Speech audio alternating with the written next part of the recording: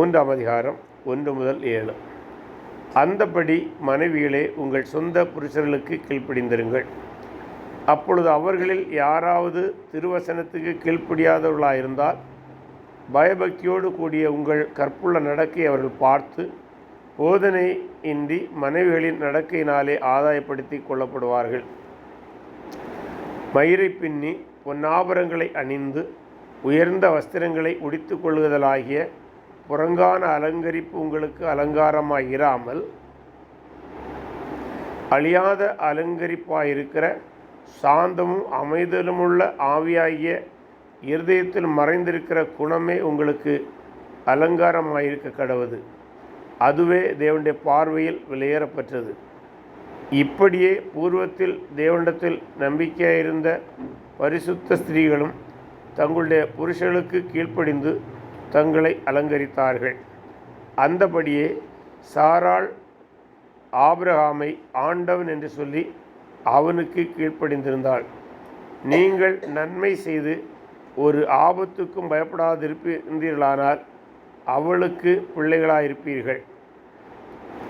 அந்தபடியே புருஷர்களே, மனைவியானவள் பலவீன பாண்டமாயிருக்கிறபடியால் உங்கள் ஜெபங்களுக்கு தடை வராதபடிக்கு நீங்கள் விவேகத்தோடு அவளோடு வாழ்ந்து உங்களுடனே அவர்களும் நித்திய ஜீவனாகிய கிருபையை சுதந்திரித்து கொள்கிறபடியானால் அவளுக்கு செய்ய வேண்டிய கனத்தை செய்யுங்கள்.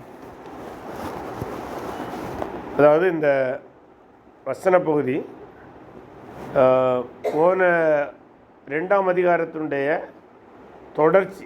2ஆம் அதிகாரத்தில் 13ஆம் வசனத்திலிருந்தே நாம் படிக்கும்போது அதாவது ப்ராக்டிக்கல் லைஃப் 2ஆம் அதிகாரத்தில் 2:12 வரை என்று சொல்வதாக இருந்தால் ஒரு அந்த இறையியல் சார்ந்த சில ஆலோசனை கொடுத்தார். அதன் பின்பு நடைமுறை வாழ்க்கையிலே நாம் எப்படி வாழ வேண்டும் என்பதை குறித்து ஆலோசனை கொடுத்தார். அதில்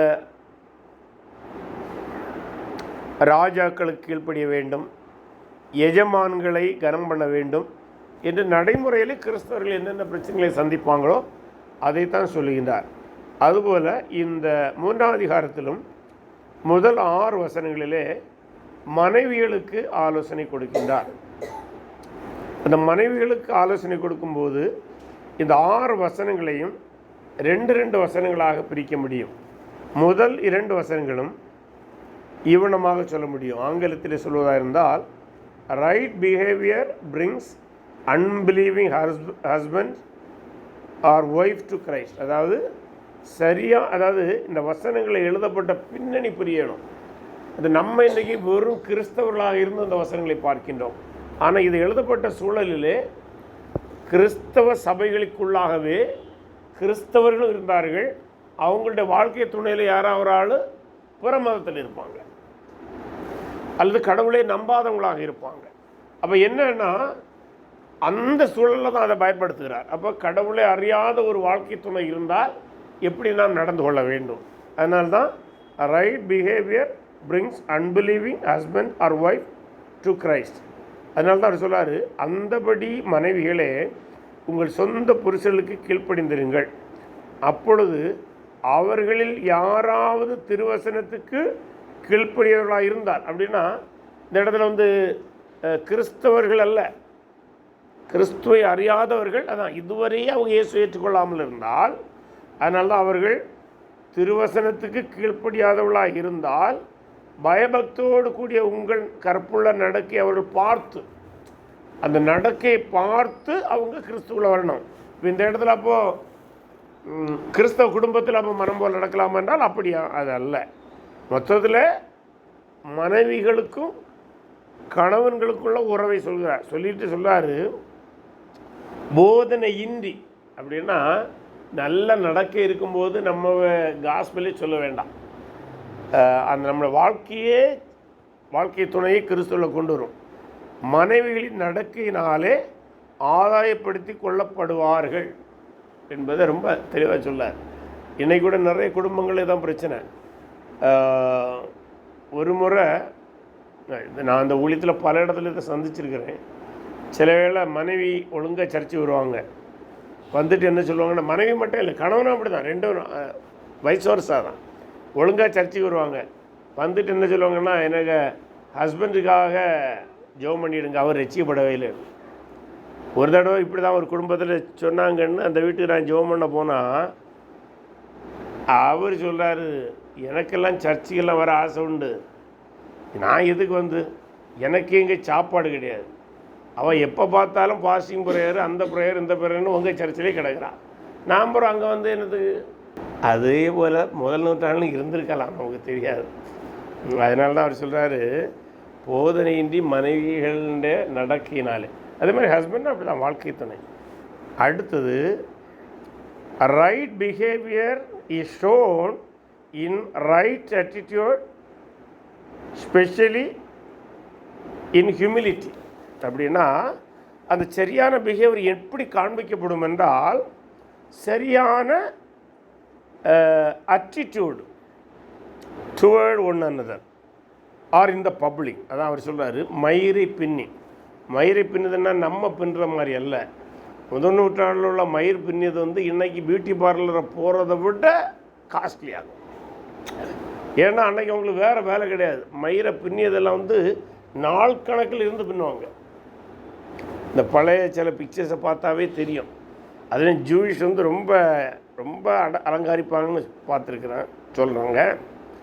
சொல்கிறாரு, மயிரை பின்னி பொன் ஆபரங்களை அணிந்து, அதாவது பொன் ஆபரங்களை அணியாமல் என்று சொல்லவில்லை, கவனமாக இந்த வசன போதே படிக்கணும். அணிந்திருக்கிறார்கள். அப்போ முதல் நூற்றாண்டில் பெண்கள் மயிரையும் பின்னியிருக்கிறார்கள், பொன் ஆபரங்களை அணிந்திருக்கிறார்கள். உயர்ந்த வஸ்திரங்களை உடுத்தி கொள்ளுதல் அப்படின்னா ரிச் வாமரி, சாதாரண இல்லை, அந்த அந்த வார்த்தையே உயர்ந்த வஸ்திரங்கள், விலையேறப்பட்ட வஸ்திரங்கள், உடுத்து கொள்ளுதல் ஆகிய புறம்பான அலங்கரிப்பு உங்களுக்கு அலங்காரமாக இராமல். அப்படின்னு என்னது இந்த வார்த்தை? நம்ம தமிழில் படிக்கும்போது இது ஒரு மிஸ்லீடிங் போல் வருகிறது. ஆனால் இது கிரீக்கில் படிக்கும்போது it is a mere suggestion. Suggestion in the sense not a commentary, not a command. Command means it is to be obeyed, கட்டாயம் கடைபிடிக்கப்பட வேண்டிய ஒன்று. சஜஷன்னா it has to be observed. ரெண்டுக்கும் வித்தியாசம் இருக்குது. அதை கடைபிடிப்பது நல்லது, சரியா? சொல்லாரு அடுத்த 4ஆம் வசனத்தில், அழியாத அலங்கரிப்பாக இருக்கிற. ஏன் அழியாத அலங்கரிப்புன்னு சொல்கிறாரு? மேலே உள்ளது மயிரை பின்னியது குளிக்கும்போது முடிஞ்சு போச்சு இல்லையா? மயிரை பின்னிட்டு 4 நாள் குளிக்காமல் இருக்க முடியுமா? குளிக்கும்போது அது கலைஞ்சிடும். பொன்னாபரமும் தொலைஞ்சு போச்சுன்னா முடிஞ்சு போச்சு. அடுத்து உயர்ந்த வஸ்திரங்கள். வஸ்திரம் நம்ம ஆண்டுக்கு எத்தனை வஸ்திரம் எடுக்கிறோம் இல்லையா? இப்போ உள்ள ட்ரெண்ட் என்னென்னா, ஒவ்வொரு சினிமாய்க்கும் ஒரு ட்ரெஸ், ஒவ்வொரு சினிமாய்க்கும் ஒரு சாரி, ஒவ்வொரு சினிமாய்க்கும் அந்த நடிகைக்கு பேரில், அந்த திரைப்படத்துக்கு பேரில் ட்ரெஸ் வருது, மக்களும் அதை அணிக்கிறாங்க. அப்படி இல்லைன்னா ஏதோ இழந்த மாதிரி நினைக்கிறாங்க. ஆனால் அன்றைக்கும் அப்படி இருந்திருக்கலாம். அழியாத அலங்காரப்பாக இருக்கிற. அப்போது இந்த அலங்கரிப்புகள் அழிந்து போகும். பாருங்கள், கான்ட்ராஸ்ட் பண்ணவே கூடாது என்பதல்ல. அழியாத அலங்கரிப்பாக இருக்கிற.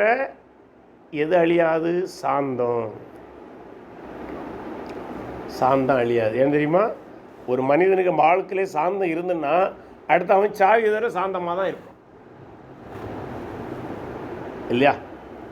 சாந்தமும் அமைதலும் உள்ள ஆவியாகிய இருதயத்தில். இந்த இடத்துல இருக்கிற ஆவி ஹோலி ஸ்பிரிட் அல்ல, நம்முடைய மனிதனுடைய ஆவி, அந்த சிந்தையிலை. ஆவியாகிய இருதயத்தில் மறைந்திருக்கிற குணமே உங்களுக்கு அலங்காரமாக இருக்க கடவுள். அப்படியானால் என்ன? மேலே பார்த்த பொருட்களை விட குணம்தான் அலங்காரம். இன்னைக்கு சமுதாயத்தில் மக்கள் எதை விரும்புவாங்க? ஒரு கல்யாண வீட்டுக்கு போகிறோன்னு வச்சுக்கிடுங்க, நகையெல்லாம் நிறைய போட்டு அப்படி நிமிர்ந்து ஒரு ஆள் நிற்கின்னா அவங்கள்ட்ட போய் நீங்கள் பேச விரும்புவீங்களா, இல்லை பேசி கலகலப்பாக இருக்கிறவங்கள்ட்ட பேசுவீங்களா? இல்லையா, எல்லாம் நகை தான், கை கால் எங்கே பார்த்தாலும் நகை, தலையிலே நகை. இப்போ நம்ம கல்யாண வீட்டில் போய் பார்த்தா ரொம்ப ஆச்சரியமாக இருக்கும், எத்தனை கிலோ. அது அவங்கள சார்ந்த நம்ம கிரிட்டிசைஸ் பண்ண வரல, கர்த்தர் அவங்கள அப்படி ஆசீர்வதிச்சிருந்தா சந்தோஷம்தான். அப்படி ஒரு ஆள்கிட்ட பேச விரும்புவீங்களா, இல்லை கல்யாண வீட்டில் போகும்போது ஒருவேளை நகையே இருக்காது, கலகலா எல்லார்ட்டும் பேசுவீங்களா? நீங்களே தீர்மானிங்க, நான் ஒன்றும் சொல்ல வரல. அதான் அவர் சொல்கிறாரு, அழியாத அலங்கரிப்பாக இருக்கிற சாந்தமும் அமைதலும் உள்ள ஆவியாகிய இருதயத்தில் மறைந்திருக்கிற குணமே. அப்போ இருதயத்தில் மறைந்திருக்கிற குணம் மற்றவர்களை கவரும். ஆனால் வெளியில் காட்டப்படுகிற அலங்காரம் நாம் கவருகிறன்னு நினைத்து கொள்ளலாமே தவிர அது மனிதர்களை பிறரை கவராது. நீங்கள் நடைமுறையில் பார்த்து பாருங்கள் இல்லையா. உங்கள் எல்லாருடைய வாழ்க்கையிலையும் சில அனுபவங்கள் இருக்கலாம். எனக்கும் வாழ்க்கையில் அப்படிப்பட்ட பல, நான் திருமண வீடுகளில் போகும்போது இதெல்லாம் அப்சர்வ் பண்ணும். நகை போட்டுக்கிற மக்கள்கிட்ட அதிகமாக பேசுகிறாங்களா, இல்லை சந்தோஷமாக மகிழ்ச்சியாக இருக்கிறவங்கள்ட்ட மக்கள் பேசுகிறாங்கன்னா, ரொம்ப சிலர் நகையெல்லாம் போட்டுக்கிட்டு என்ன எல்லாரும் பார்க்கணும்னு நினைப்பாங்க, யாரும் அவங்கள சீண்டவே மாட்டாங்க. நீ போட்டிருக்கிறே இருந்துங்க, ஏன்னா இதெல்லாம் ஜுவல்ஸ் கடையில் போனாலும் இப்படி நிற்பாங்க இல்லையா. ஒரு ஜுவல்ஸ் கடைக்கு போய் பாருங்கள், உயிரிழந்த பொம்மைகள் அதிகமாக, இவர்களை விட அதிகமாக நகைகளை போட்டுவிட்டு அசையாமல் நிற்பார்கள். அதே போல தான் இவர்களும் அசையாமல் நிற்பார்கள், யாரும் அவர்களை சீண்டுவதில்லை. ஆனால் இதே நேரம் நகை அதிகம் போட்டுருக்க மாட்டாங்க, ரொம்ப அன்பாக சந்தோஷமாக சமமாக எல்லார்ட்டையும் பழகுவாங்க, அவங்கள்ட்ட எல்லாரும் போவாங்க, எல்லாருமே கல்யாண விட கலகலப்பாக இருக்கு இல்லையா. அதே போல தான் சொல்கிறாரு, இதுதான் முக்கியம். இருதயத்தில் மறைந்திருக்கிற குணமே உங்களுக்கு அலங்கமாக இருக்கிறது, அதுவே தேவனுடைய பார்வையில் விலையேறப்பட்டது. வசனத்தில் விலையேறப்பட்டதெல்லாம் பார்த்தோம். ஆனால் தேவனும் விலையை போடுறாரு, நம்மளும் ஒரு விலையை போடுறோம். ஒரு ஆளுக்கு ஆண்டவர் போடுற விலை உள்ள விலைக்கு போடுறார். ஆகவே அந்த ஹியூமிலிட்டி, அது அடுத்தது 5-6 வசனத்தில் right example for right behaviour, நல்ல குணத்துக்கான நல்ல முன்மாதிரியை சொல்லுகிறார். எது? இப்படியே பூர்வத்தில் தேவனிடத்தில் நம்பிக்கை இருந்த பரிசுத்த ஸ்திரீகளும் தங்களுடைய புருஷர்களுக்கு கீழ்ப்படிந்து தங்களை அலங்கரித்தாங்களாம். எப்படி? ஒரு கண்ணாடிக்கு முன்ன போய் காலமையிலிருந்து சாயங்காலம் வரை நின்று அலங்கரித்தார்களா, இல்லை பரிசுத்த புருஷனுக்கு கீழ்ப்படிந்து தங்களை அலங்கரித்தார்களா? ஒரு அருமையான வார்த்தை. பியூட்டி பார்லரில் இங்கெல்லாம் எப்படின்னு தெரியாது. 30 வருஷத்துக்கு முன்னே நான் கல்லூரியில் படிக்கும்போது என்னை கூட சில பிள்ளைங்க படிப்பாங்க, ஃப்ரெண்ட்ஸாக பழகுவாங்க. சில பிள்ளைங்க காலத்தை போனால் சாயங்காலம் வருவாங்க, சனிக்கிழமை லீவு. கேட்பேன், பகலை எங்கே போவீங்க? பியூட்டி பார்லருக்கு போயிருந்தோம். எத்தனை மணிக்கு? 10 மணிக்கு கேம்பஸ்லேருந்து வெளியில் போகலாம், 4 மணிக்குன்னா வந்துடணும். காலத்தை நான் 10 மணிக்கு போயிட்டு சாயங்காலம் வரும். பிள்ளைகளுக்கு முடியெல்லாம் இப்படி ரிங் மாதிரி இருக்கும். அப்போ நான் கேட்பேன், ஏன் இவ்வளோ நேரம்னா, இவ்வளோ நேரம் இருந்தால் தான் இந்த முடி ரிங் ஆகும். அதுக்கு ஸ்டீம் பாயில் என்னெல்லாமும் போடுவாங்கன்னு சொல்லுவாங்க, நமக்கு தெரியாது. சொன்னதை வச்சு நான் சொல்கிறேன். இங்கே என்ன பாருங்க, இப்படியே அவங்க அலங்கரித்தாங்க. அது யாருன்னு சொல்கிறார் அடுத்த வசனத்தில், அந்தபடியே சாராள் ஆபிரகாமை ஆண்டவன் என்று சொல்லி. இன்றைக்கி ஆண்டவன் சொன்னால் அது பெரிய பிள்ளைகள், இப்போ உள்ள பிள்ளைங்களுக்கு அது கெட்டார்த்தம் மாதிரி. ஆமாம், இப்போ இடையில பேர் சொல்லி ஆப்பிச்சு, இப்போ டேன்னு கூப்பிட ஆச்சு. அது ஒரு அடுத்த எப்படின்னு தெரியாது எனக்கு. நான் என்னுடைய சின்ன வயசுலேருந்தே நான் அப்சர்வ் பண்ணிட்டு வரேன் நம்முடைய சமுதாயம் எவ்வளோ மாறி வருகிறது என்பதை. அந்தபடியே சாராள் ஆபிரகாமை ஆண்டவன் என்று சொல்லி அவனுக்கு கீழ்ப்படிந்திருந்தாள். நீங்கள் நன்மை செய்து ஒரு ஆபத்துக்கும் பயப்படாது இருந்தீர்களானால் அவளுக்கு பிள்ளைகளாயிருப்பீர்கள். யாருக்கு?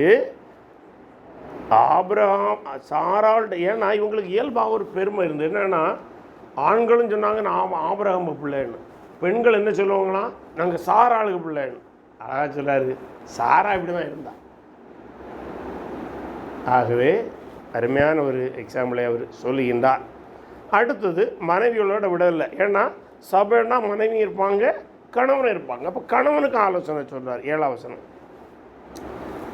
அந்தபடியே புருஷர்களே, மனைவியானவள் பலவீன பாண்டமாக இருக்கிறபடியினால், இந்த பலவீன பாண்டமாக இருக்கிறபடியல்னா இட்ஸ் பாடியை தான் சொல்கிறார், ஃபிசிக்கல் பாடி சொல்கிறார். இது பைபிளில் பல இடங்களில் மண்பாண்டம், மண்ணாலான கூடாரம், இந்த வார்த்தைகள் எல்லாமே நம்முடைய சரீரத்துக்கு ஒப்பிடப்பட்டுள்ளது. ஏன்னா தேவன் மண்ணினாலே மனிதனை படைத்தாருங்கிற ஒரு நம்பிக்கை நம்மிடம் இருக்கிறது. வேதவசனம் அதை போதிக்கிறது. மனைவியானவள் பலவீன பாண்டமாக இருக்கிறபடியினால் உங்கள் ஜபங்களுக்கு தடை வராதபடிக்கு. 2-3 வாரத்துக்கு முன்னால் இந்த ஒரு மெடிக்கல் காலேஜில் இந்த பாடியெல்லாம் அந்த அறுத்து அதில் உள்ள அந்த அவயவங்களையெல்லாம் மருத்துவ மாணவர்களுக்கு கற்றுக் கொடுக்குற ஒரு ஆளோடு பேசினேன். பிரதர்கள்லாம் ஒருவேளை தெரியுமா இருக்க மெடிக்கல், நமக்கு அதை பற்றி படித்தவங்களுக்கு தெரியும் மெடிக்கல். அப்போ அவர் சொன்னார்,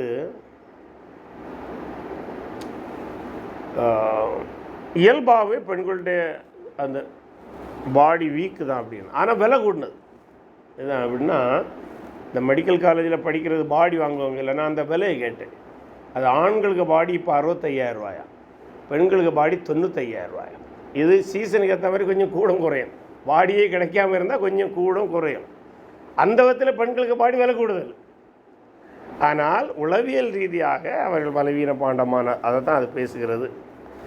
உங்கள் ஜபங்களுக்கு தடை வராதபடிக்கு நீங்கள் விவேகத்தோடு அவர்களோட வாழ்ந்து. அப்படின்னா என்னது?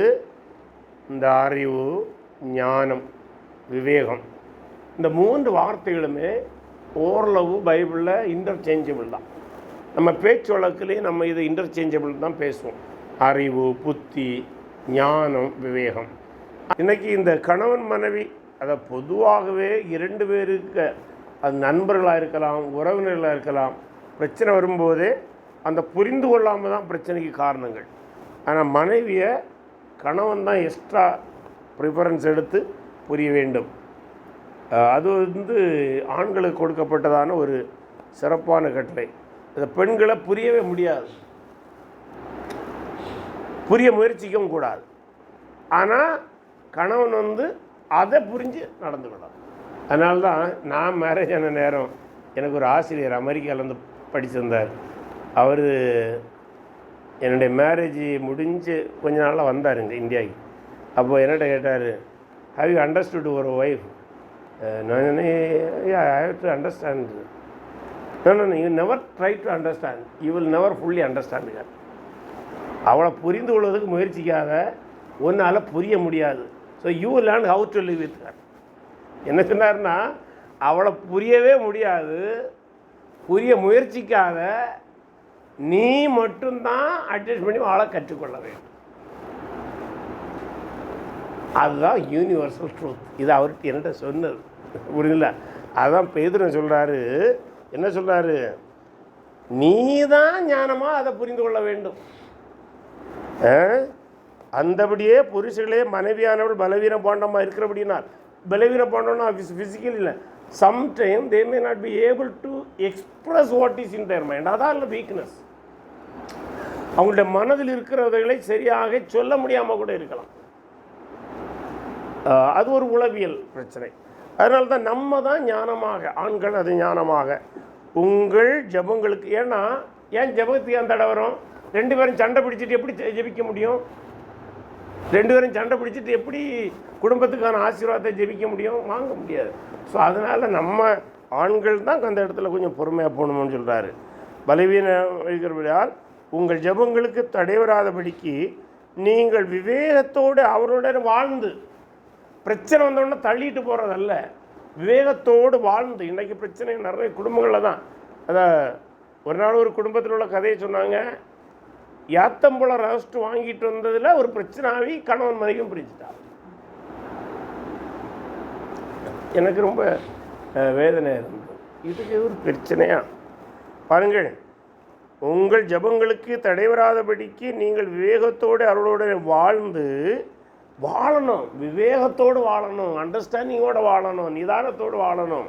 எல்லாரும் நம்ம 100% அப்படியே புரிய மாட்டோம் இல்லையா? It's not mathematics. நல்லா புரிஞ்சுங்க. மேத்தமெட்டிக்ஸில் வந்து 1 1 2 தான், 1 1 3 ஆகாது. ஆனால் மனித உறவில் 1 1 2 கணக்கீழில் தான். ரெண்டும் நிறைய வித்தியாசங்கள் உண்டு, நிறைய புரிந்து கொள்ளல் உண்டு. we have to be very very sensitive and we have to be very very careful. அல்லது உறவுகள் உடைந்து விடும். ரொம்ப கவனமாக இருக்க வேண்டும். அதான் பாருங்க, விவேகத்தோடு அவர்களோட வாழ்ந்து அடுத்த வார்த்தை ரொம்ப முக்கியம், உங்களுடனே அவர்களும் நித்திய ஜீவனாகிய கிருபையை சுதந்திரித்துக் கொள்கிறார் அப்படின்னார். இந்த இடத்துல தான் கிறிஸ்தவம் மற்ற மதங்களை விட மேன்மையானது. ஏன்னா மற்ற மதங்களுக்கு நீங்கள் சரியாக ஆய்வு செய்வீர்களாயில் அநேக மதங்களிலே பெண்களுக்கு எந்த மதிப்பும் கிடையாது. குறிப்பாக மரணத்துக்கு பின்பு பெண்களுக்கு வாழ்வே கிடையாது. மதங்களில் பெண்களுக்கு அவங்க இன்னைக்கு என்னெல்லாமோ பேசுகிறாங்க, அது வேற. ஆனால் அடிப்படையில் யூத மதத்திலே அந்த எண்ணங்கள் கொஞ்சம் கொஞ்சம் இருந்தது. ஆனால் கிறிஸ்தவன் தான் அதை சரிப்படுத்துகிறது. அதனால தான் புதிய ஏற்பாடில் தான் ஆணென்றும் இல்லை பெண்ணென்றும் இல்லை. ரட்சிப்பை குறித்து பேசும்போது அப்படி தெளிவாக பேசுகிறார். இங்கே என்ன சொல்கிறாரு? உங்களோட கூட அவங்களும் நித்திய ஜீவனை சுதந்திரித்துக் கொள்வாங்க. அப்போ நித்திய வாழ்வு அல்லது பரலோக வாழ்வு அல்லது ராஜ்யம் ஆண்களுக்கு மட்டுமல்ல பெண்களுக்கும் உண்டு. புரியுதுல? ஏன்னா பல மதங்களில் நீங்கள் அந்த social background, family background, the status of ladies in other religion நீங்கள் படித்து பாருங்கள். Christianity excels other religions. இதை பார்த்து காப்பி அடித்து விட்டு மற்ற மதங்கள் இன்னைக்கு ஐயோ கிறிஸ்தவத்தை விட நாங்கள் மேலேன்னு பேசிகிட்டு இருக்கிறாங்க. எங்கே அவங்க ஸ்கிரிப்சரில் எங்கே இருக்குது? மற்ற மதங்களுக்கு ஸ்கிரிப்சரை எடுத்து ஸ்டேட்டஸ் ஆஃப் லேடிஸ் படித்து பாருங்கள். இன்னைக்கு கூட உரிமை கொடுக்க பண்ணு.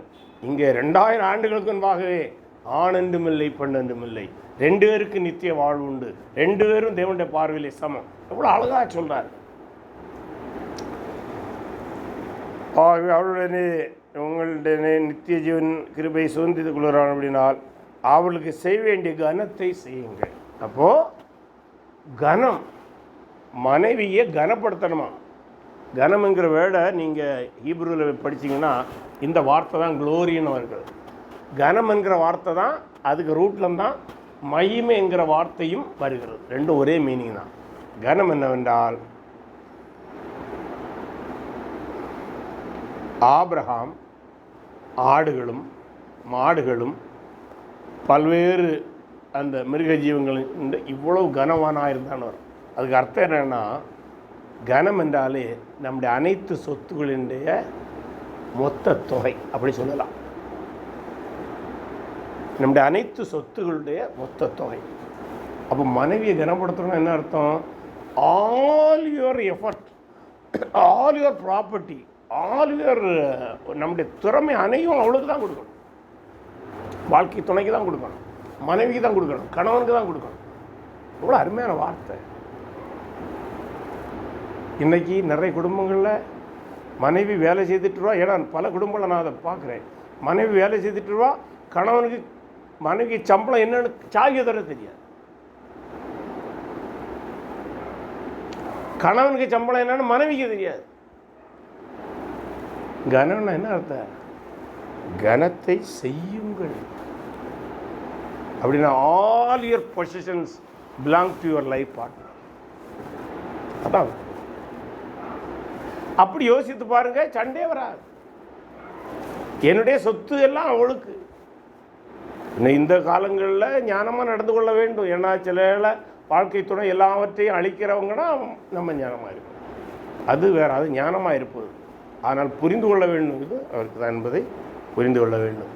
இவ்வளமாக கணவன் மனைவி ஒரு குடும்பத்திலே வாழ வேண்டிய ஆலோசனை சொல்லிவிட்டு 8ஆம் வசனத்திலிருந்து மேலும் படிப்போம். 8லேருந்து 12 வரை பார்க்கலாம்னு நினைக்கின்றேன். மேலும் நீங்கள் எல்லாரும் ஒருமனப்பட்டவர்களும், இப்போ எல்லாரையும் சேர்த்து பேசுகிறார் சர்ச். இரக்கமுள்ளவர்களும், இது பொதுவாகவே கிறிஸ்தவர்களாகிய நம்மிடம் இருக்க வேண்டியது. அப்போஸ்தலனாகிய பவுலுக்கு நிருபங்களும் இதை பார்க்க முடியும். பல வேளைகளில் என்ன சொல்லுவாங்கன்னா, இன்றைக்கி கிறிஸ்தவத்தை எதிர்க்கிறவங்க என்ன சொல்லுவாங்கன்னா, பவுல் வேறு, அவர் கிறிஸ்தவத்தை தப்பாக கொண்டு போயிட்டார், பேதுரு தான் ரொம்ப நல்லவர், இந்த அப்படி ஒரு ஒரு ஒரு கருத்தை கிறிஸ்தவ எதிர்ப்பாளர்கள் பரப்புவாங்க.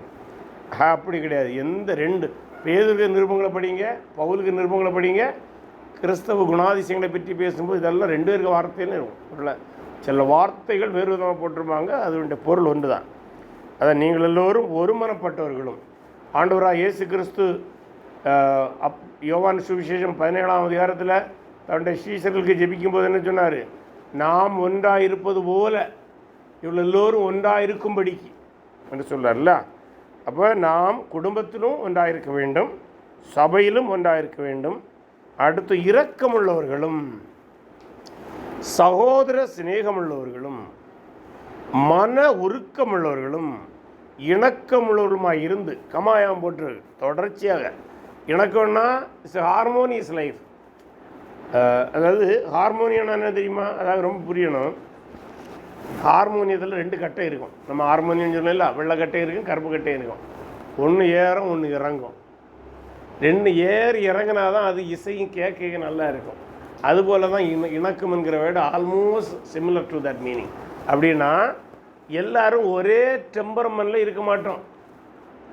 கணவன் மனைவியாக இருந்தாலும் சரி, நம்ம ஒரு குடும்பத்தில் இருந்தாலும் சரி, நம்ம ஒரு சபையில் இருந்தாலும் சரி, ஒரு சமூகத்தில் இருந்தாலும் சரி, நம்ம ஒரே சுருதி கட்டையில் ஓட மாட்டோம் இல்லை. எல்லா கட்டையும் ஒரே மியூசிக் போட்டால் எப்படி இருக்கும்? அந்த இசை அல்ல, அது கழுத கத்துன மாதிரி இருக்கும் இல்லை. எல்லா கட்டையிலும் இருக்கும்போது ஒரே சத்தம் வந்தால் நல்லா இருக்காது. சத்தம் வேறு வேறாதமாக இருக்கணும், ஆனால் அது இணங்கி போகணும். அருமையான வார்த்தைகள். இணக்கமுள்ளதாக இருப்பதாக, தீமைக்கு தீமையையும் உதாசீனத்துக்கு உதாசீனத்தையும் சரிகட்டாமல். அப்படின்னா ஒரு ஆள் நம்மளை உதாசீனப்படுத்திட்டா நானும் போய் உதாசீனப்படுத்தினா what is the meaning in that? பண்ணக்கூடாது. அதற்கு பதிலாக நீங்கள் ஆசீர்வாதத்தை சுகர்ந்து கொள்ளும்படி அழைக்கப்பட்டுள்ள என்று அறிந்து ஆசீர்வதிங்கள். அப்போ ஒருவேளை ஒருத்தன் நம்மளை உதாசீனப்படுத்திட்டா நம்ம என்ன செய்யணுமா? ஆண்டவரே அவனை ஆசீர்வதி. சாதாரணமான மனசு இல்லை. நானும் முந்தியெல்லாம் சில பழி வாங்கணும்னு நினைப்பேன். ஆனால் இந்த வசனங்கள் எல்லாம் படித்த பின்பு நம்ம யாரெல்லாம் உதாசீனப்படுத்துகிறாங்களோ அவங்கள ஆசீர்வதிச்சிருது. ஆண்டவரே அந்த ஆளை ஆசீர்வதியும். அப்படி ஜெபம் பண்ணிட்டோம்னா மனசுக்குள்ள ஒரு கவலையும் இல்லை, ஒரு பாரம் இல்லை, ஒரு பிரச்சனையும் கிடையாது. இப்போ நான் எல்லாம் அப்படி தான் பண்ணியது. யாராவது நமக்கு விரோதமாக செய்தாங்களா, ஆண்டவரே ஸ்தோத்திரப்பா அந்த மனுஷனை ஆசீர்வதியும்னு ஜெபம் பண்ணிக்கிட்டோம். அப்படி தான் பண்ணணும்னு பைபிள் சொல்லுது. அவ்வளோதான், அதுக்கு மேலே ஒன்றும் இல்லை. ஜீவனை விரும்பி நல்ல நாட்களை காண வேண்டும் என்று இருக்கிறவன் பொல்லாப்புக்கு தன் நாவையும் இல்லையா நாக்கையும் அடக்கணும், கபடத்துக்கு தன் உதடுகளை விலக்கி காத்து. இது ஒரு பொய்ட்டிக்கல் எக்ஸ்பிரஷன் மாதிரி பண்ணுறார். நாக்கையும் அடக்கணும், உதடுகளை அடக்கணும் இல்லையா. நாக்கும் உதடும் சேர்ந்தான் செயல்படும். அது அழுத்தத்திற்காக அப்படி சொல்கிறார். அடுத்த பொல்லாப்பை விட்டு நீங்கி, அப்படின்னால் எங்கெல்லாம் பொல்லாங்கு இருக்கிறதோ அந்த பொல்லாங்குக்கு நேராக நாம் போகக்கூடாது. அதை விட்டு நீங்கி நன்மை செய்து பாருங்க, எல்லாம் கமாலே கொண்டு வரார். நன்மை செய்து சமாதானத்தை தேடி அதை பின்தொடர கடவர். அப்படின்னா எங்கே சமாதானம் உண்டு என்று பார்த்து அதுக்கு நேராக போகணுமா. அருமையான வார்த்தை. சமாதானம் எங்கே பார்த்து we have to follow it. சமாதானம் நம்மளை தேடி வராது, நம்ம தான் சமாதானத்தை தேடி போகணுமா. We have to each and every step of our life has to follow where the peace is. அடுத்த 12ஆம் வசனம் அதுக்கு கன்க்ளூஷனாக ஒன்று சொல்கிறாரு. கர்த்தருடைய கண்கள் நீதிமான்கள் மேல் நோக்கமாக இருக்கிறது, அவருடைய செவிகள் அவர்கள் வேண்டுதலுக்கு கவனமாக இருக்கிறது. தீமை செய்கிறவர்களுக்கோ கர்த்தருடைய முகம் விரோதமாக இருக்கிறது. அதாவது சமுதாயத்தில் அல்ல சபையில் மனிதர்கள் எப்படி இருக்கிறார்கள் என்று பார்த்து கர்த்தர் அவர்கள் செய்கிற நன்மைக்கு ஏற்ற விதத்திலே அவர்களுக்கு பதிலளிக்கின்றார். தீமை செய்வர்களுக்கு கர்த்தருடைய முகம் விரோதமாக இருக்கிறது என்று அருமையாக வாழ்க்கையை குறித்து, குடும்ப வாழ்க்கை, சமுதாய வாழ்க்கை, சபை வாழ்க்கை குறித்து அருமையான ஆலோசனைகளை அவர் பேதுரு நமக்கு தருகின்றார். 13வது வசனம், நீங்கள் நன்மையை பின்பற்றுகிறவர்களானால் உங்களுக்கு தீமை செய்கிறோன்னு யார்? ஒரு ப்ராக்டிக்கலான கொஸ்டின். நீங்கள் நன்மை செய்தால் யார் உங்களுக்கு தீமை செய்வா? நீதி நிமித்தமாக நீங்கள் பாடுபட்டால் பாக்கியவான்களாக இருப்பீர்கள். அவருடைய பயமுறுத்தலுக்கு நீங்கள் பயப்படாமலும் கலங்காமல் இருந்து. இந்த இடத்துல அவருடைய பயமுறுத்தல்னா யார்? கிறிஸ்தவ நிமித்தம் பிறகு கிறிஸ்தவர்களை துன்புறுத்த ஆரம்பித்தாங்க. இதெல்லாமே ஆரம்பிக்குது. அப்போ சொல்லாது நீங்கள் அதுக்காக பயப்படாங்க. கர்த்தராகிய தேவன் உங்கள் இருதயங்களிலே பரிசுத்தம் பண்ணுங்கள். அப்படின்னா பரிசுத்தம் பண்ணுறோன்னா பாட்டுன்னு சொல்லுவாங்க. அதாவது அர்ப்பணிக்கப்பட்ட வாழ்க்கை தான். ஒரு விதத்தில் சொல்லும்போது இன்றைக்கி பரிசுத்தம்னா ஒரு மிஸ்லீடிங் வார்த்தைக்குள்ளே கொண்டு போய் விட்டுட்டாங்க. பட் அடிப்படையில் பரிசுத்தம் என்பது பிரித்தெடுத்தல் அல்லது முறைப்படி சரியாக அர்ப்பணித்தல், சரியான ஒரு அர்ப்பணிக்கப்பட்ட வாழ்க்கை தான் பரிசுத்த வாழ்வு என்று சொல்ல முடியும். அந்த அர்த்தத்தை சரியாக மிஸ்லீட் பண்ணாமல் சொல்வதாக இருந்தால், உங்களில் இருக்கிற நம்பிக்கை குறித்து உங்களிடத்தில் விசாரித்து கேட்கிற யாவருக்கும் சாந்தத்தோடும் வணக்கத்தோடும் உத்தரவு சொல்ல எப்பொழுதும் ஆயத்தமாயிருங்கள் என்று. நம்மளை துன்புறுத்துறவங்க ஏன் இப்படி விசுவாசத்தில் நிற்கிற, எதுக்கு கிறிஸ்துக்காக நிற்கிறேன்னு கேட்டால் கிறிஸ்தவனுக்கு பதில் சொல்ல தெரியணும். பாருங்கள், எல்லா கிறிஸ்தவனுக்கும். ஆனால் இன்னைக்கு எத்தனை கிறிஸ்தவர்களுக்கு பைபிள் ஏன் வச்சிருக்கிறேன்னு கேட்டால் பதில் தெரியாது. குறைந்தபட்சம் பைபிள் தேவனுடைய வார்த்தைன்னு சொல்வதற்கே தெரியல. இந்த இடத்துல சபையும் தோல்வி அடைந்து விட்டது, ஊழியர்களுக்கும் அதை பற்றி கவலை இல்லை. பைபிள் தேவனுடைய வார்த்தை என்று மேடையில் இருந்து பிரசங்கிக்கிற ஒரு பிரசங்கி அல்ல ஒரு சபை போதகர் அந்த நம்பிக்கையை தன் சபை மக்களுக்கு கற்றுக் கொடுக்க தோல்வி அடைகின்றார். அதனால்தான் நான் எல்லா சபை மக்களோடும் நான் பேசியிருக்கிறேன். நம்முடைய எல்லா டினாமினேஷன் மக்கள்கிட்ட பேசியிருக்கிறேன். பைபிள் தேவனுடைய வார்த்தை என்று சொல்வதற்கு யாருக்குமே தெரியாது. ஏன் பண்ணால் நீங்கள் ஒரு ஒரு ஒரு 10 பேரை இன்டர்வியூ பண்ணி எதுக்காக நாம் பைபிளை படிக்க வேண்டும் என்று கேட்டு பாருங்கள். தாத்தா படித்தாங்க, பாட்டி படித்தாங்கன்னு ஒரு பதில் வருமே தவிர இது தேவனுடைய வார்த்தை ஆகவே படிக்க வேணுங்கிற பதில் தெளிவாக வராது. நீங்கள் ஒன்றா ட்ரை பண்ணி வாங்க, வந்துட்டுனா ரொம்ப சந்தோஷம். நான் பலர்கிட்ட கேட்டு அது வரவில்லை என்பது என்னுடைய அனுபவம். ஒருவேளை இப்போது மாறி இருந்தால் நான் சந்தோஷப்படுவேன். பாருங்கள், நம்முடைய நம்பிக்கை அடுத்து திரித்துவம். நீங்கள் ஏன் பிதா குமாரன் பரிசுத்தாவி என்று 3 பேர் நம்புகிறீர்கள், 3 பேரும் ஒன்றுன்னு சொல்கிறீங்க? இதை சொல்ல தெரியணும். ஆனால் துரதிர்ஷ்டவசமாக அநேக போதகர்களுக்கு இதை சொல்ல தெரியவில்லை, அதிகமாய் படித்தவர்களுக்கு சொல்ல தெரியவில்லை. சமீபத்தில் நான் ஒரு பைபிள் காலேஜில் ஒரு ஆள் டாக்டரேட் படிக்க போன ஒரு ஆள்கிட்ட பேசிகிட்டு இருந்தேன். அவர் இந்தியாவிலே ஒரு பெரிய பைபிள் காலேஜில், நாங்கள் தான் பெரிய ஆள்னு சொல்கிறேன், அந்த இதில் போய் அவருக்கு திசிஸுக்கும் இறையியலுக்கும் எந்த சம்மந்தமும் கிடையாது. அது என்ஜினியரிங் காலேஜில் படிக்கிற பையன் மாதிரி செய்ய வேண்டிய தீசிஸ். இதுதான் அந்த இறையியலை விட்டு கர்த்தருடைய ஊழியர்களும் வெளியே போகிறாங்க. ஆகவே அவங்க சபைக்கு இதை பற்றி போதிப்பதில்லை. ஆனால் நீங்கள் வெளிநாடுகளில் போய் ஒருத்தன் தியாலஜியில் இறையியல் பண்ணுறேன்னா அவன் தியாலஜியில் தான் தீசிஸ் பண்ணணும், வேறு எங்கேயும் போகவே முடியாது. சரியா? ஆகவே கிறிஸ்துவ ஒருவர் தான் ரட்சியர் நம்ம நம்புகிறோம். அப்போ ஏன் நீங்கள் கிறிஸ்துவ மட்டும் ரட்சியர் நம்புகிறீங்க? அதை கேட்டால் பதில் சொல்ல தெரியணும். ஆனால் துரதிர்ஷ்டவசமாக நீங்கள் கவனித்து பார்த்தீங்கன்னா எந்த சபையில் உள்ள மக்களுக்கும் நாம் ஏன் கிறிஸ்தவர்கள், ஏன் நம் பைபிளை படிக்கிறோம், ஏன் சர்ச்சுக்கு போகிறோம், ஏன் நம்ம இதிலெல்லாம் நம்புகிறோம், எவைகளெல்லாம் நம்புகிறோன்னு நமக்கு தெரியலை. இன்றைக்கு கிறிஸ்தவத்துக்கு எதிராக பப்ளிக்காக பேசுகிற ஒரு அரசியல்வாதிக்கு பின்னால் நம்முடைய கிறிஸ்தவ இளைஞர்கள் போய் நிற்கிறாங்க. அந்த ஆள் பச்சையாக கிறிஸ்தவத்தை பேசுகிறாரு, கிறிஸ்தவத்துக்கு எதிரானவர். ரொம்ப வேதனையாக இருக்கிறது. எங்கே போய் நிற்கிறாங்க? அதாவது தீர்க்கதரிசி சொன்ன மாதிரி தாங்கள் செய்வது இன்னதென்று அறியாது இருக்கிறாங்க இல்லையா? நம்ம எல்லாம் இந்த சுதந்திரத்தை நம்ம அனுபவிக்கிறோன்னா நம்ம தாத்தா பாட்டிகள் எடுத்த முயற்சியை தான் நம்ம இன்றைக்கி அனுபவிக்கிறோம். நாம் இந்த காலத்தில் செய்கிற தவறுகள் நம்முடைய தலைமுறை, நம்முடைய அடுத்த தலைமுறைக்காக அதில் மாற்று கருத்தே கிடையாது. ஆனால் துரதிர்ஷ்டவசமாக இன்றைய கிறிஸ்தவ இளைஞர்கள் இறையியல் தெரியாதபடினாலே, வேதத்தை தெரியாதபடினாலே அவங்க தவறான அரசியல்வாதிகளுக்கு பின்னால் போகிறார். இது கட்டாயம் நம்முடைய சமுதாயத்தை, குறிப்பாக எல்லா நாடே பாதிக்கும், கட்டாயமாக கிறிஸ்தவரை பாதிக்கும்.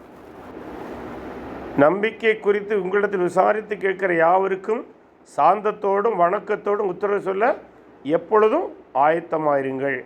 கிறிஸ்துவுக்கேற்ற உங்கள் நல்ல நடக்கையை தூஷிக்கிறவர்கள் உங்களை அக்கிரமக்காரர் என்று உங்களுக்கு விரோதமாய் சொல்லுகிற விஷயத்தில் வெட்கப்படும்படிக்கு நல்மன சாட்சி உள்ளாருங்க. அப்படின்னது அது சொல்லல. தீவிரவாத எண்ணங்கள் உள்ள உடையவர்களை நாம் பின்பற்றக்கூடாது, நம்மிடம் அந்த எண்ணங்கள் இருக்கக்கூடாது. ஆனால் நம்மை தவறாக சித்தரிக்கிற மத்தியிலே நாம் ஞானமாய் நடந்து அவர்கள் வெட்கப்படும்படி நாம் நடந்து கொள்ள வேண்டும். தீமை செய்து பாட அனுப்புவதிலும் தேவனுக்கு சுத்தமானால் நன்மை செய்து பாட அனுப்புவதே மேன்மையாயிருக்கும். அப்படின்னா என்ன கிறிஸ்தவர்கள் பாடுக்குள்ளே போகிறாங்க, அப்போ தான் சொல்லார், நீங்கள் தப்பு செய்து பாட அனுப்பிக்காங்க, நன்மை செய்தே பாட வருவீங்க. அதுதான் சமுதாயத்தை மாற்றும். அடுத்தது அதற்கு கிறிஸ்துவையே அவர் எக்ஸாம்பிளாக சொல்கிறார். ஏனெனில் கிறிஸ்துவ நம்மை தேவனிடத்தில் சேர்க்கும்படி அநீதி உள்ளவர்களுக்கு பதிலாக நீதி உள்ளவராய் பாவங்களின் நிமித்தம் ஒரு தரம் பாடுபட்டார். அப்படின்னா அவருக்கு பாவத்தின் நிமித்தம் அல்ல, உலகத்தின் பாவத்தின் நிமித்தம். அவர் மாம்சத்திலே கொலையுண்டு ஆவியிலே உயிர்ப்பிக்கப்பட்டார். அது அவருடைய ஃபிசிக்கல் டெத்தையும் ரீசரக்ஷனையும் சொல்கிறது. அதை இந்த வார்த்தையில் பல இறையில் கேள்விகள் உண்டு. ஆனால் பெரும்பான்மையான ஏற்றுக்கொண்டது என்னென்னா, physically died but by the spirit he was resurrected. அதாவது ஆவியானுடைய வல்லமையினால் அவர் உயிர்த்தெழுக்கப்பட்டார் என்பதுதான் அதனுடைய பெரும்பான்மையானவர் ஏற்றுக்கொண்ட பொருளாக இருக்கிறது. அடுத்தது, அந்த ஆவியினாலே அவர் போய் காவலில் உள்ள ஆவிகளுக்கு பிரசங்கித்தார். இந்த பிரசங்கித்தாருங்கிற வார்த்தையை வச்சுட்டு தான் சிலர் இன்றைக்கி மரித்த பின்பும் அங்கே பிரசங்கித்து அங்குள்ளவர்களை அவர் பரலோகத்துக்கு கூட்டிகிட்டு போனார், ரெண்டாவது ஒரு வாய்ப்பு உண்டு என்று சிலர் போதிக்கிறாங்க. அப்படி அதுக்கு இந்த வசனம் அதுக்கு இடம் கொடுக்கவில்லை. ஏன்னா சில கிரீக் அறிஞர்கள் என்ன சொல்கிறாங்கன்னா, இந்த இடத்துல பிரசங்கித்தாருங்கிற வார்த்தைக்கு பதிலாக பறைசாற்றினாருங்கிற வார்த்தை தான் சரியாக இருக்கும். பறைசாற்றுதல் என்றால் ப்ரொக்ளைம்டு, ஆங்கிலத்தில் ப்ரொக்ளைம். பறைசாற்றுதல்னா என்னது? நம்ம ஊரில் பறை அறிவிப்பாங்க முந்தியெல்லாம், இப்போ அது இல்லை. பறை அறிவித்தலே it is make an announcement, அவ்வளோதான். என்ன அனௌன்ஸ் பண்ணார்? தொடர்ந்து படிங்க. அந்த ஆவிகள், எந்த ஆவிகள், எந்த ஆவிகிட்ட போய் சொன்னாரா? பூர்வத்திலே நோவா பேழை ஆயத்தப்படும் நாட்களிலே தேவ நீடிய பொறுமையோடு காத்திருந்த போது கீழ்ப்படியாமற் போனவைகள். அதாவது நோவா காலத்தில் கீழ்ப்படியாத ஆவிகள், அதாவது கீழ்ப்படிதான மனிதர்கள், அவ்வளோதான். அந்த பேழையிலே சிலராய் 8 பேர் மாத்திரம் காக்கப்பட்டார்கள். அப்போது இந்த காக்கப்படாத அல்ல ரட்சிக்கப்படாத என்று சொன்னால் அந்த மற்ற ஆவிகளுக்கு போய் கிறிஸ்து தன்னை அறிவித்தார். என்ன அறிவித்தார்? என்னை தான் நோவா உங்களுக்கு பிரசங்கித்தான், ஆனால் நீங்கள் நம்புவீங்க. அதுதான் மெசேஜ். அதற்கு ஒப்பனையான அப்படி சொல்லிட்டு நேரே வராரு. அதற்கு ஒப்பனையான ஞானஸ்நானம். எந்த பேழை தண்ணீரில் போச்சுல்ல, ஸோ அந்த என்டையர் எபிசோடை, அந்த என்டையர் நிகழ்வை ஞானஸ்நானத்தோடு ஒப்பிடுகிறார். அதற்கு ஒப்பனையான ஞானஸ்நானமானது மாம்ச அழுக்கை நீக்குதலாக இராமல் தேவனை பற்றி நல்ல மனசாட்சி உடன்படிக்கையாக இருந்து இப்பொழுது நம்மையும் இயேசு கிறிஸ்துவனுடைய உயிர்த்தெழுதலினால் ரட்சிக்கிறோம். அப்போது ரட்சிப்பு என்பது கிறிஸ்து உயிர்த்தெழுந்ததினால் மட்டும்தான். நல்லா புரிஞ்சுடுங்க. கிறிஸ்து உயிர்த்தெழுந்ததை நம்புவதுதான் ரட்சிப்பு. இயேசு நம்ம பாவங்களை மரித்தார், அதை நம்பினா போதும்னு சொல்லுவாங்க. புதிய ஏற்பாட்டில் கவனமாக படிச்சிங்கன்னா அப்படி இல்லை. அவர் மரித்ததையும் நம்ப வேண்டும், அவர் உயிர்த்தெழுந்ததையும் நம்ப வேண்டும். அதெல்லாம் தெளிவாக சொல்லார். இப்பொழுது நம்மையும் இயேசு கிறிஸ்துடைய உயிர்த்தெழுதினால் ரட்சிக்கிறது. அவர் பரலோகத்திற்கு போய் எங்கே ஆவிகளுக்கு பிரசங்கித்தார்ல, அதே கிறிஸ்து பரலோகத்திற்கு போய் தேவனுடைய வலது பாரிசத்தில், வலது பாரிசம் என்றால் பொதுவாக நமக்கு வலது பாரிசம்னா வலது பக்கம் நினைப்போம். இது ஒரு இடியம்.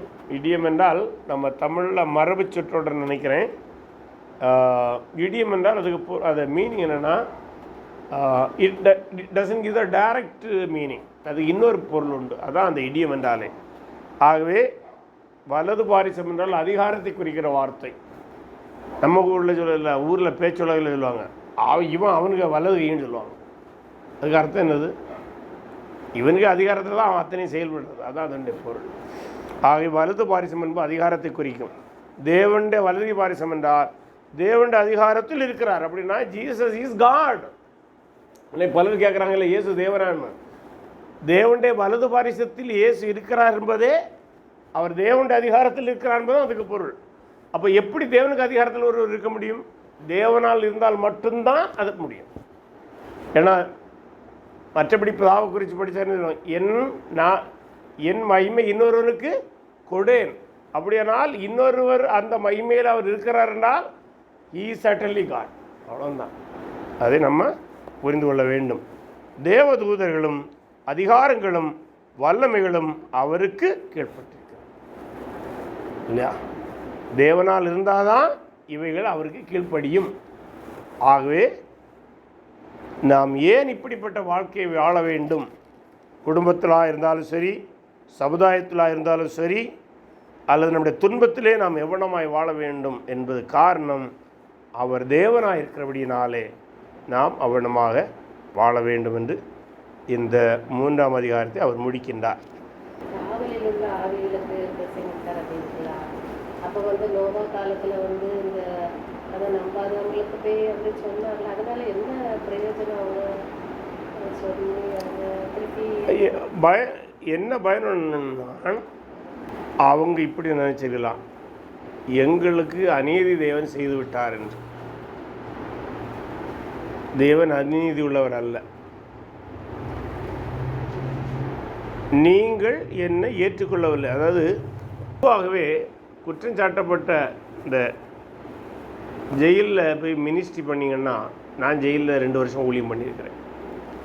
ஜெயிலில் ஊழியம் செய்தால் எந்த குற்றவாளியும் தான் செய்த தப்பு ஏற்றுக்கொள்ளவே மாட்டான். கன்விக்டட் கிரிமினலாக இருந்தால் கூட சொல்லுவாங்க. உதாரணத்துக்கு நான் ஒரு ஆயுள் தண்டனை கைதியை பேசினேன். அவன் என்ன சொல்கிறான்னா, அவன் ஒய்ஃப் அடித்து கொண்டு ஜெயிலில் இருக்கிறான். ஆக்சுவலாக என்கிட்ட அன்பாக இருப்பான். நான் போகும்போது அங்கே அவனுக்கு எதாவது கிடைச்சா ஏத்தம்பழம்லாம் எனக்கு வச்சுருப்பான். அவன் சாப்பிடாமல் எனக்கு வச்சுருப்பான். அவ்வளோ அன்பாக இருப்பான். இப்போ நான் ஒரு நாள் கேட்டேன், நீங்கள் வந்து ஜெயிலுக்கு வந்தீங்க அப்படின்னு. அது நான் ஒய்ஃபை அடிச்சாவணும்னு அடிக்கலை, நான் ஒரு வரவு கட்டி எடுத்து அடித்தேன், அவள் செத்துட்டா அப்படின்னு சொன்னான். பொதுவாக அது அப்படி இருக்க வாய்ப்பு இல்லை. அவன் திட்டம் மட்டும் தான் அடிச்சிருப்பான், செத்தா. இது எதுக்கு சொல்லலைன்னா, எந்த குற்றவாளியும் குற்றத்தை ஏற்றுக்கொள்ளவே மாட்டான். ஈவன் ஆஃப்டர் கன்விக்ஷன் அதை எப்படியாவது சால்ஜாப்பு சொல்லி, இல்லை நான் அது சம்மந்தம் இல்லைன்னு தான் சொல்லுவான். இந்த ஜெயில் மினிஸ்ட்ரி போகும்போதே எங்களுக்கு போலீஸ் என்ன சொல்லிவிடுவாங்கன்னா, அவன் இப்படி தான் சொல்லுவான், நீங்கள் அதில் விழுந்துறாங்க இல்லை, ஏற்றுக்கொள்ளவே மாட்டோம். அதுபோல தான் இந்த ஆவிகளுக்கும் இவங்க தண்டிக்கப்பட்டு தானே இருக்கிறாங்க. என்ன சொல்லுவாங்க, நாங்கள் அநியாயமே செய்யலை, எங்களை கொண்டு தேவன் தண்டிப்பது அவர் அநீதி உள்ளவர் என்று சொல்லலாம். அப்படி சொல்லுவதை தவிர்ப்பதற்கு ஆண்டவர் என்னதான் ஐயா அவன் பிரசங்கம் பண்ணான்? பிழையை கட்டும்போது ஒரு ஆளை பற்றி பிரசங்கம் பண்ணியிருப்பார்ல, அழிய போகுதுன்னு. நீங்கள் ஆண்டவர் நம்பணுன்னெல்லாம் சொல்லியிருப்பான்ல. என்ன தான் சொன்னால் நீங்கள் என்ன நம்பலை, அதுதான் இங்கே. ஸோ அதற்காக கூட இருக்கலாம். மற்றபடி அதாவது நீங்கள் அதை எப்படி அணுகுனா, ரட்சிப்புக்கு ரெண்டாவது வாய்ப்பே கிடையாது. அப்படியான அங்கே மன்னிப்பே கிடையாது. ஏன்னா அவங்களுக்கு எங்களுக்கு தெரியாது, நாங்கள் தெரிஞ்சிருந்தால் ஏற்றுக்கொள்ளோன்னு சொல்லியிருக்கலாம். உங்களுக்கு தெரியும், நோவா என்னை தான் சொன்னான். அதான் ஒருவனும் போக்கு சொல்ல இடம், அதற்காகத்தான் இருக்கலாம். மற்றபடி ரெண்டாவது வாய்ப்பு கிடையாது. ஏன்னா செகண்ட் சான்ஸ்ங்கிற ஒரு கான்செப்டில் நீங்கள் போயிட்டீங்கன்னா, அதாவது ரெண்டாவது வாய்ப்புன்னு நீங்கள் போயிட்டீங்கன்னா என்டையர் பைபிளுக்கு டாக்டரினே அடிபட்டுரும். ஒரு வாய்ப்பே கிடையாது. அப்போ இன்னையும் சொல்லாமே, இன்னொரு வாய்ப்பு உண்டு.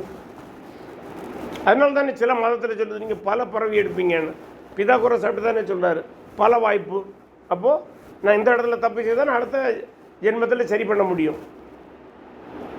அப்படி முடியாது. ஒரு குற்றத்துக்கு ஒரு தண்டனை தான். ரெண்டாவது சான்ஸ் கிடைக்கும். கத்தோலிக்கர்கள் இந்த வசன பகுதியை தங்களுடைய அந்த பர்கட்ரி, அந்த உத்தரிக்கும் ஸ்தலத்தை நிலைநாட்ட இதை பயன்படுத்துவாங்க. வேறு சிலர் இந்த வசனத்தை பல விதமாக அது இந்த வசன பகுதியை விளக்குவதற்கான கீயே ரெண்டாவது வாய்ப்பு கிடையாது. என்ன ரெண்டாவது வாய்ப்பு கிடையாது? ஒரு தரம் மரிப்பதும் பின்பு நியாய தீர்க்கப்படுகிறோம் அந்த கான்செப்டில் தான் இந்த வசனத்தை விளக்கணும். அதை விட்டுட்டு ஏன் போனாருன்னு நம்ம ரெண்டாவது வாய்ப்பு இருக்குமோ நம்ம போயிட்டோம்னாலே இந்த வசன பகுதியில் கன்ஃபியூஸ் ஆகிரும். ஏன்னா சில வசன பகுதிகளில் இறையல் இதில் விளக்குவது கடினமான பகுதிகள் இருக்கின்றன. அதில் ஒரு இந்த வசன பகுதியை சற்று கடினமான பகுதி தான்.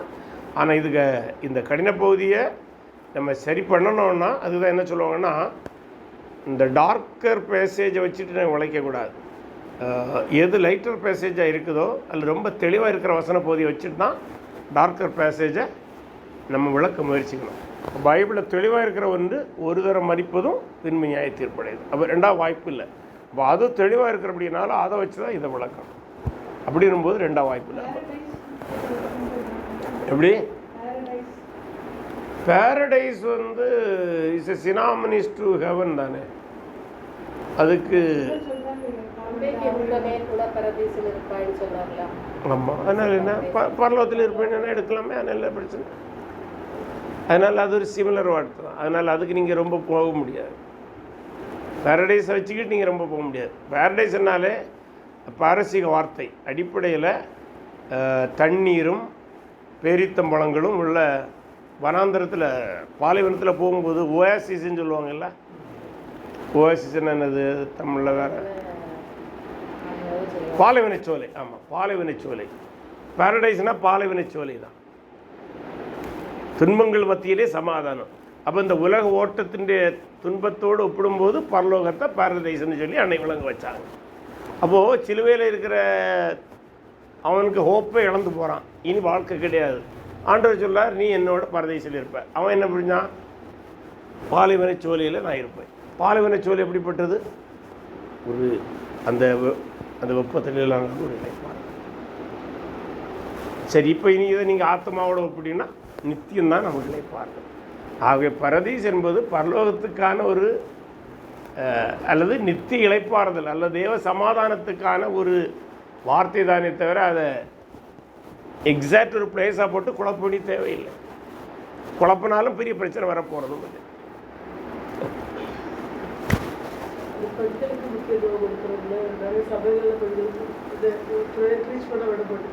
என்ன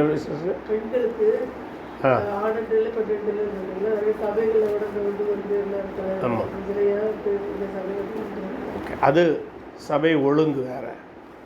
கர்த்தருடைய பார்வையில் ரட்சிப்புக்கு தான் சமம், பணியில் வித்தியாசம் உண்டு. அதாவது ஒரு பொன் போலீஸுக்கு 2 ஆம்பளை போலீஸ் காவல். எதனால்? பஸ் ஸ்டாண்டில் போங்க, ஒரு பொம்பளை போலீஸ் போனால் பின்னால் 2 ஆம்பளை போலீஸ் போயிட்டே இருங்க. எதுக்கு? இந்த பொம்பளை போலீஸை பாதுகாக்கு. நமக்கு வரியாகும் போகுது. அந்த இடத்துல ஒரு ஆம்பளை போலீஸை போட்டிருந்தா 2 போலீஸ் வேலை மிச்சம். புரியுது உங்களுக்கு? அப்போ பணியில் சில வித்தியாசங்கள் உண்டு. அதான் பலவீன பாண்டங்கள். அந்த அந்த லோடு அவங்களால எடுக்க முடியாது. உதாரணத்துக்கு சில சர்ச்சில் இன்னையும் பெண் ஊழியர்கள் இருக்கிறார்கள். மெயின்லைன் சர்ச்சஸ்னு இருக்கிறாங்க, இண்டிபெண்டன்ட் சர்ச்னு இருக்கிறாங்க. நீங்கள் அவங்கள கவனித்து பார்த்தீங்கன்னா எல்லாத்தையும் அவங்களால செய்ய முடியாது. உதாரணத்துக்கு ஒரு சபை குடும்ப ஊழியராக இருந்தார் எனக்கு தெரியும். அவங்க அவங்க போகிற இடத்துல எல்லாம் அவர் போக வேண்டியவர்.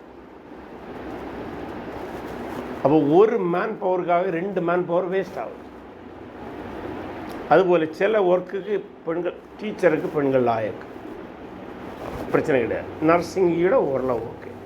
இப்படி சில பெண்களுக்கு சில பணிகள் நல்ல பணிகள், எல்லா பணியும் இல்லை. ஃபாஸ்ட் பணி ஈஸி அல்ல. ஒரு எக்ஸாம்பிள் சொல்கிறேன். எனக்கு உறவினர் ஒரு ஆள் பெண்ணு இபியில் ஒர்க், என்ஜினியர். இபியில் அவங்க சொல்லுவார், எனக்கு பிள்ளைகளை எல்லாம்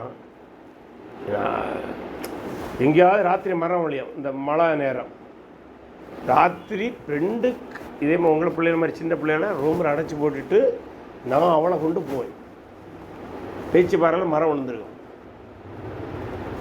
வேறு வழி இல்லை. அப்போ அந்த ஒர்க்கு லாயக்கா? அதனால் சில பணிகள் லாயக்கு இல்லை. அதுபோல் பெண்களுக்கு ஒத்துவராத ஒரு பணி ஃபாஸ்ட் போஸ்ட்.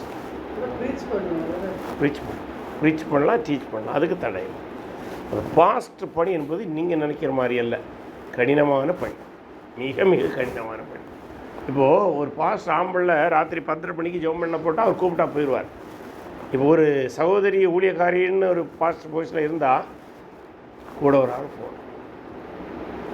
புரியுதில்ல? அப்போ அந்த லோடு அவங்களால முடியாது.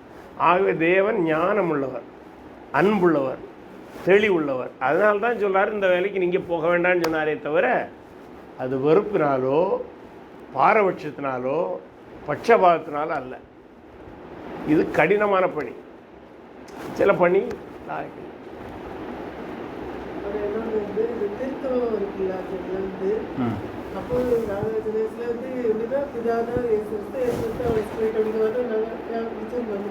அப்படி நிறைய சொல்லலாம். இப்போ எங்கள் அக்காட்ட தான் சொல்லும் போது அப்போ என்ன சொல்லுன்னா, ஒரே டைம் நம்புறேன், ஏன் இது தெரிஞ்சு கண்டிப்பாக தெரிஞ்சு தான் ஆகணுமா அப்படிங்கிறது. அப்போ தான் கிறிஸ்தவத்தை சரியாக புரிய முடியும். நல்ல கேள்வி, அவங்க கரெக்டாக வந்துருக்குறாங்க. காட் இஸ் லவ் தானே, தேவன் அன்புள்ளவர். இந்த அன்புங்கிற வார்த்தை செயல்படணும்னா குறைந்தபட்சம் 2 பேர் இருந்தாங்க. ஒரு எக்ஸாம்பிள், உலகத்தில் யாருமே இல்லை, நான் மட்டுமே இருக்கிறேன். யாரை நான் நேசிப்பேன்? அப்போது காட் இஸ் லவ் என்பது அவருக்கு வெரி பேசிக் கேரக்டர். அப்போ பிதா இருக்கும்போதே குமாரன் இருந்தால் தான் அந்த லவ் என்பதே எக்ஸசைஸ் ஆகும். புரியுதுல்ல? அப்போ பைபிளுடைய போதனைகள் திரித்துவம் இருந்தால்தான் அந்த அந்த தேவனுடைய குணாதிசயங்களே அர்த்தமுடையதாக மாறும். இதெல்லாம் ஒரு தேவன் என்று சொல்லும்போது ஒரே தன்மையை சொல்கிறது. 3 நபர்கள் என்பது 3 தனித்திறமை. 3 பேருடைய தன்மைகளும் ஒன்று, தனித்தனி நபர்கள். அப்போ தான் அந்த அன்பு என்பதை அங்கே செயல்பட முடியும். அதுதான் இன்னைக்கு கிறிஸ்தவத்தில் பரவி கொண்டிருக்கிற ஒரு துர்போதனை. இது இப்போ சொல்லலை, 2ஆம் நூற்றாண்டுலேருந்து இந்த பிரச்சனை வந்தது. அது 4ஆம் நூற்றாண்டில் சரியாச்சு. ஆனால் துரதிர்ஷ்டம், அதனால தான் சொல்லலோ, திருத்துவத்தை நம்புகிற சபைகளை இதை கற்றுக் கொடுப்பதில்லை. திருத்துவம்னா என்ன? கற்றுக் கொடுத்தா ஆகணும். கற்றுக் கொடுத்தா தான் பைபிள் அர்த்தமுள்ளதாகும். அப்போ தான் கிறிஸ்தவம் நிற்கும். உங்களுக்கு நம்பிக்கையை கேட்டு விசாரித்து கேட்குற இடத்தில் சாந்தத்தோடும் வணக்கத்தோடும் பதில் சொல்ல எப்போதும் ஆயத்தமாக இருங்கள். கிறிஸ்தவம் வளர்ந்ததுக்கு காரணமே இப்படிப்பட்ட அத்தனை கேள்விகளும் 2000 ஆண்டுகளாக கேட்கப்பட்டு தான் வந்தது. இன்னையும் கேட்கப்படும். இதை சரியாக சொல்லியனால தான் கிறிஸ்தவத்தை கட்டி எழுப்ப முடியுமே தவிர, எனக்கு தெரியலைன்னு சொன்னதுனால கிறிஸ்தவத்தை கட்டி எழுப்ப முடியாது. குழம்ப வேண்டிய அவசியம் பாருங்க. நம்ம எல்லாம் மனுஷன், ஒரே மனுஷன் தானே. ஏன் நம்ம எல்லாரும் ஒரே தன்மையோடு மனுஷத்தன்மை. ஆனால் நபர்கள் எத்தனை பேர் இருக்கிறோம்? 1 2 3 5 6 7 8 9 10 பேர் இருக்கிறோம். 10 நபர்கள் இருக்கிறோம். ஆனால் மனுஷன் எத்தனை தான்? ஒரே மனுஷன் தான் இங்கே இருக்கிறோம். இதுதான் தெய்வம். ஒரே தேவன். ஏன் ஒரே தேவன்? ஒரே தன்மை தான் ஒரே தேவன்னு சொல்லுவது. இது நுட்பமான எளிய காரியம். இதை சொல்லிக் கொடுக்க தெரியாதனால நீங்கள் சொன்ன மாதிரி நிறைய பாஸ்டர்மாருக்கு தான் பிரச்சனை. அதுதான் நீங்கள் இல்லை, உங்களுக்கு எல்லா பெண்டேகோஸ் பாஸ்டர்கிட்டையும் இந்த பிரச்சனை இருக்குது. ஈவன் மெயின்லைன் சர்ச்சு சில பாஸ்டர்ஸ்கிட்டே ஒழுங்காக இறையல் படிக்காதவங்கள்ட்ட இந்த பிரச்சனை இருக்குது. சபையில் ஒரு அறிக்கை செய்வாங்கள்ல, அப்போஸ்தலர் விசுவாச பிரமாணம், ஒன்றாகிய மெய்தேவனாகிய நீர் அனுப்பின உங்களுக்கு அது 3 பேரும் எல்லா காலத்திலும் இருந்தாங்க. 3 பேரும் இல்லாத ஒரு காலமே கிடையாது. அதுதான் அந்த லவ்ங்கிற வேர்டு 2 பேர் இருந்தால் தான் எக்ஸசைஸ் ஆகும். அதில் அந்த வார்த்தைக்கு அர்த்தமே கிடையாது. இந்த ஜெயிலில் கொடும் குற்றம் செய்தவங்களை தனிமை செயலில் எதுக்கு போடுறாங்க தெரியுமா? இதனால் நம்ம மேலோட்டமாக பார்த்தா அவன் கொடுமை நமக்கு ஆபத்துன்னு தெரியும். அதுக்கு இன்னொரு உளவியல் உண்டு. அந்த தனிமையில் இருந்து அவனுக்கு இன்னும் லிட்டலாக சொன்னால் அவன் மெண்டலாகணும். ஏன் தெரியுமா? அவன் மெண்டலானால் தான் அவனால் இனி ஆபத்து வராது. அதுக்கு அப்படி ஒரு உளவியலே உண்டு. அவன் யாரையும் பழகணும். சாப்பாடு கூட நான் ஒரு புஸ்தகத்தில் படித்தது, சின்ன ஓட்ட வழியில் வச்சுருவாங்க. இந்த ஆளை கூட அவன் பார்க்கப்படாது, பேச வாய்ப்பு கொடுக்கப்படாது. அப்படியே ஒத்த இருந்து அவனுக்கு அந்த மைண்டு குழம்பணும். அப்போ தான் அவன் ஆபத்தானவான். அல்லது அவனுக்கு அந்த பழைய பர்சனாலிட்டி அப்படி இருந்தன்னா இஸ் மோஸ்ட் டேஞ்சரஸ். புரிஞ்சுல? ஏன்னா ஒரு மனிதனால் ஒற்றை இருக்க முடியாது. அது பெரிய அன்பு செலுத்தி தான் ஆகணும். அவன் இன்னொரு ஆள்கிட்ட பேசி தான் ஆகணும். அல்ல அவனால் வாழ முடியும்.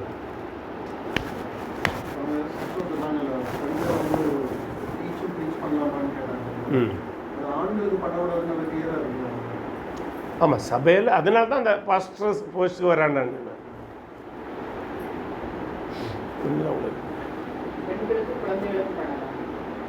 ஆண்களுக்கு ஒரு நாள் ஒரு செய்தி கொடுக்கனால தவறில்ல. It's a continuous program. என்ன கண்டினியூஸ் ப்ரோக்ராம்னாலே உங்களுக்கு பாஸ்ட் பொசிஷன் வந்துடுது. ஸோ ஆட்டோமேட்டிக்காக அது வந்து என்ன சொல்லுது, உமன் லீடர்ஷிப் வந்துடுது. உமன் லீடர்ஷிப் வந்து அதான் சொல்ல டீச்சிங்குங்கிற இதில் வரலாம். இப்போ ஒரு சர்ச்சில், இப்போ உங்கள் சர்ச்சில் ஒரு நாள் உங்களுக்கு ஒரு மெசேஜ் தரனால ஒன்றும் தவறணும் போகாது. பட்டு உங்களை அஃபிஷியலி நீங்கள் ரெகுலர் பண்ணினா அது அதை தான் பிரதர் சொன்னது, அது தவிர்க்கப்பட்டிருக்கிறது.